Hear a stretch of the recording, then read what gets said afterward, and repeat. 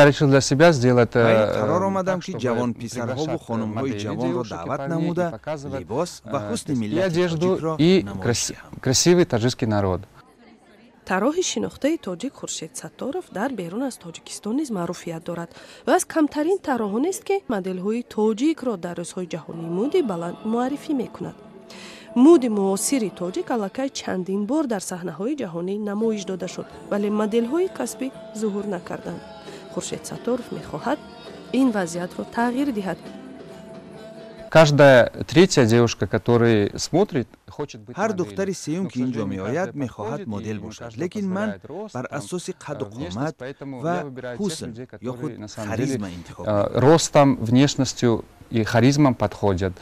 چون در تاجیکستان آژانس‌های مخصوص مدل‌سازی برای انتخاب و تربیه مدل‌های کسبی وجود ندارد، خورشید مجبور می‌شود نامزدها را طریق شبکه‌های اجتماعی و حتی در خیابان‌های شهر دوشنبه پیدا کند.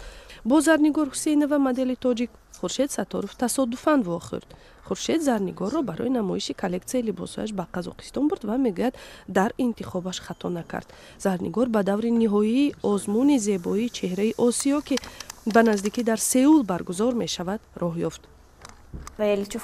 من 12 ایون به کره سفر دارم و می خواهم جایزه را به دست آورم. من آمادگی خوب گرفتم چون در این چوربینی طراحان شناخته شرکت می کنند. امیدوارم نفری از آنها به من قرارداد همکاری را پیشنهاد می نماید و من در آنجا می مانم و فعالیتم را ادامه می دهم. جلب مدل های مرد برای خورشید دشوارتر است. عزیز میرزایف با خورشید ستارov 4 سال باز همکاری می کند. تا کنون از طرف شرکت‌های خارجی برای کار هیچ پیشنهادی نگرفته است.